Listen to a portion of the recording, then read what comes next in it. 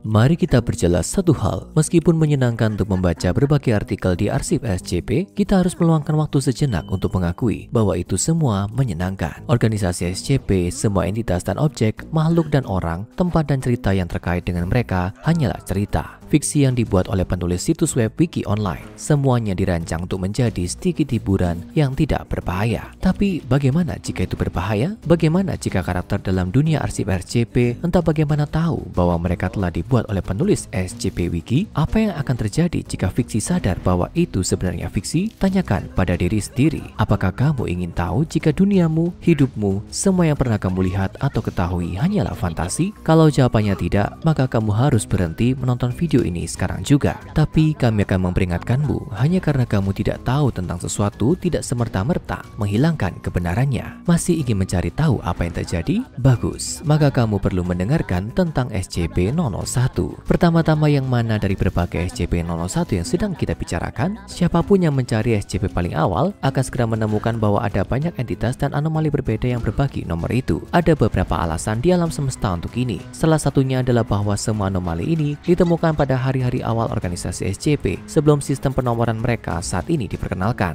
Lalu ada teori lainnya. Sebagai contoh, beberapa berspekulasi bahwa keberadaan banyak SCP-001 yang berbeda adalah penyesatan yang disengaja oleh organisasi. Cara mereka menjaga keaslian SCP pertama yang benar-benar dijaga kerahasiaannya. Terlepas dari apa alasannya, SCP-001 yang kita lihat hari ini juga dikenal sebagai basis data. Setiap dan semua informasi tentang basis data dirahasiakan dari seluruh organisasi SCP selain dari Dewan Overseer. Dan mengapa rahasia seperti itu? Ya, itu karena SCP-001 berisi rincian tentang sifat dasar organisasi itu sendiri, termasuk pembuatannya. Tapi maksud kami bukan kapan dan bagaimana organisasi itu didirikan atau sejarahnya. Yang kami maksud adalah bagaimana itu diciptakan dan oleh siapa dalam realitas kita. Bingung? Baiklah, izinkan kami menjelaskannya. Pada awalnya, file untuk SCP-001 menggambarkan sekelompok entitas humanoid yang memiliki kemampuan untuk mempengaruhi realitas. Semua terdengar seperti roti dan mentega yang cukup standar untuk organisasi SCP, bukan? Salah. Entitas ini pada kenyataannya adalah penulis SCP Wiki itu sendiri. Seperti orang-orang di dunia nyata, realitas organisasi SCP terus-menerus diubah oleh para penulis ini. Ditulis dan ditulis ulang setiap kali seseorang mengedit artikel di Wiki SCP. Itu semua baik-baik saja dan tidak berbahaya bagi kami. Tapi dampak penulis Wiki di dunia mereka adalah penyebab masalah serius bagi organisasi. Seperti yang kami sebutkan di awal, kita semua tahu bahwa organisasi SCP dan katalog besar artikel buatan pengguna tentang materi kreatif dan menyeramkan tidak lebih dari sumber hiburan online fiksi. Akan menyenangkan untuk mempelajari pengetahuan dan nuansa dari SCP yang berbeda. Mengapresiasi kreativitas dan kerja keras para penulis dalam menulisnya adalah hal yang menyenangkan. Dalam hal fiksi, penggemar,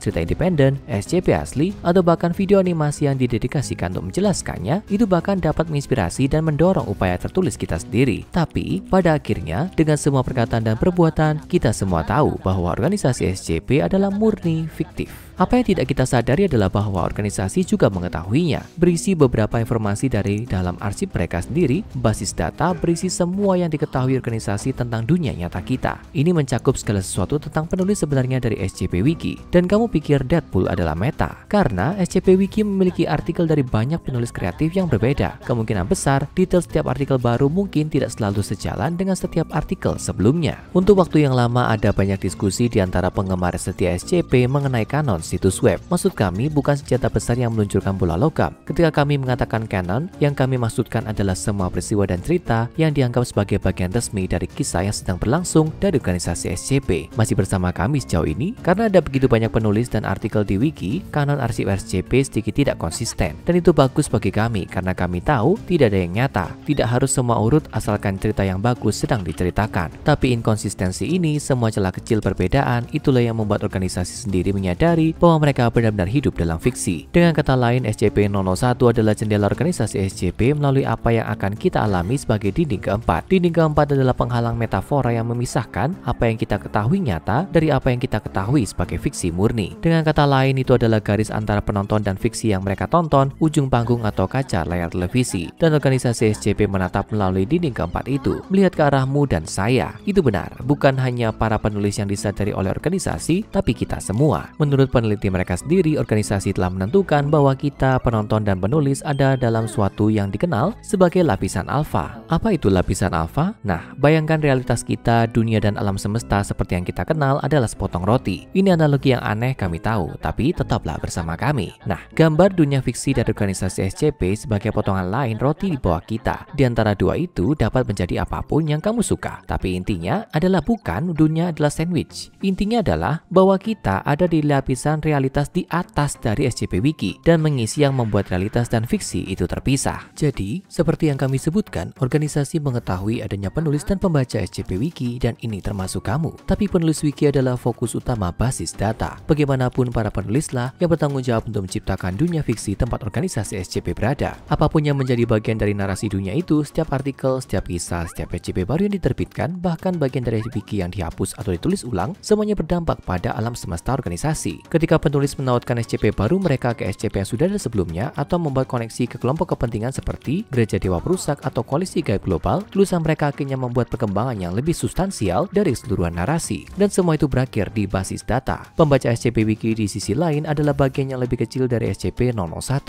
terutama karena mereka tidak menulis atau mempublikasikan konten yang ditemukan di situs web itu sendiri. Apapun yang tidak secara khusus ditetapkan oleh penulis Wiki dapat ditafsirkan dengan berbagai cara oleh pembaca. Interpretasi pembaca adalah konsep yang kuat dan tidak boleh diremehkan. Interpretasi adalah perbedaan antara membaca Animal Farm sebagai cerita tentang sekelompok hewan yang memberontak melawan petani manusia mereka dan memahaminya sebagai alegori satir dan politik untuk peristiwa menjelang revolusi Rusia. Jadi apa maksud interpretasi dengan SCP-001? Maksud kami adalah bahwa setiap detail tidak tertulis atau apapun yang tidak dinyatakan secara eksplisit oleh penulis Wiki dapat diubah oleh imajinasi pembaca sendiri. Ini bisa apa saja dari penampilan atau kepribadian SCP atau karakter hingga detail tentang dunia organisasi. Dan dalam hal yang sama, jika sesuatu dalam satu artikel SCP bertentangan dengan sesuatu yang ditulis di artikel lain, pembaca bebas memilih mana di antara itu yang mereka terima sebagai bagian dari kanon alam semesta yang sebenarnya. Setiap pembaca SCP Wiki memiliki pemahaman mereka sendiri tentang materi yang tertulis di sana dan pasti memahami versi mereka sendiri dari peristiwa di dalamnya. Dan ini adalah sesuatu yang organisasi SCP bahkan di dunia fiksi mereka sadari, atau lebih khusus Dewan O5 sadari. Kamu tahu, overseer rahasia adalah satu-satunya yang memiliki pengetahuan tentang SCP-001. Hanya mereka yang dapat mengakses basis data, hanya mereka yang tahu kebenarannya. Fakta bahwa mereka ada dalam kapasitas fiktif ini adalah sesuatu yang Dewan Overseer harap sembunyikan dari anggota organisasi lainnya. Dalam upaya untuk menjaga agar staf mereka tidak mengajukan terlalu banyak pertanyaan, Dewan telah memberitahu mereka bahwa saat ini tidak ada cara yang memungkinkan mereka menahan SCP-001. Tapi untuk meyakinkan anggota, O5 juga menyatakan bahwa ini tidak menimbulkan resiko apapun. Tidak akan hal itu menyebabkan total kehancuran alam semesta fiksi mereka yang diamati. Sebaliknya, Dewan berfokus pada apa yang dapat mereka kendalikan. Dengan menahan setiap dan semua informasi tentang SCP-001,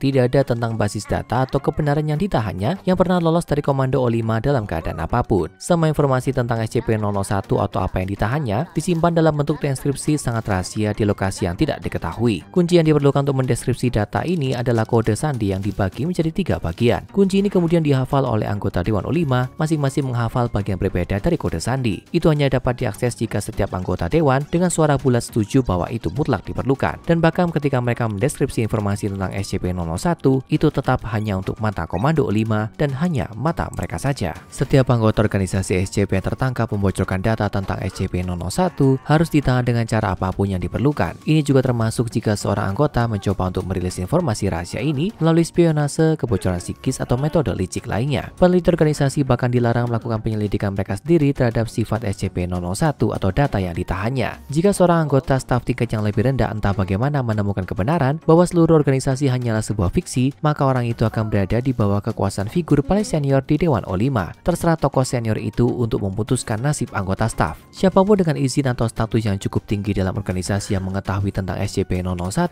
sebagai alternatif akan diberikan amnestik tingkat A. Ini adalah obat pengubah memori yang digunakan organisasi SCP untuk merahasiakan informasi tentang anomali. Ternyata bahkan dari stafnya sendiri. Tetap saja menghilangkan pikiranmu pasti lebih baik daripada dibunuh atau ditahan hanya untuk menyadari bahwa kamu adalah karakter fiksi di wiki online. Dewan O5 memiliki rencana untuk kita dan untuk penulis wiki SCP yang bertanggung jawab membuatnya. Entry SCP Wiki di basis data ditutup dengan proposal cara agar Dewan O5 dapat menjangkau fiksi mereka langsung ke penulis wiki di dunia nyata. Dari sana, tujuan mereka sederhana. Melalui agen pembunuh meme 3, organisasi SCP akan membuat para penulis wiki tertidur dan kemudian membunuh mereka. Kedengarannya cukup mengada-ada, bukan? Lagi pula, kapan kapan terakhir kali sesuatu yang fiktif membunuh seseorang di dunia nyata kita? Lebih aneh lagi, bagaimana jika agen pembunuh ini sudah ada? Dewa 05 pasti sudah lama mengetahui bahwa dunia mereka fiksi. Jadi mereka punya banyak waktu untuk mengembangkan agen pembunuh. Beberapa cara untuk menghubungi kami dan penulis SCP Wiki di dunia nyata. Lebih buruk lagi, bagaimana jika agen pembunuh ini sudah ada di luar sana, bersembunyi di arsip SCP hanya menunggumu menemukannya? Dan kalau kamu membacanya, bagaimana itu akan membunuhmu? Kalau kamu tidak ingin tahu, maka itu adalah pilihanmu. Tapi jika rasa ingin tahu menguasaimu, ingatlah ini, waspadalah terhadap SCP-5999.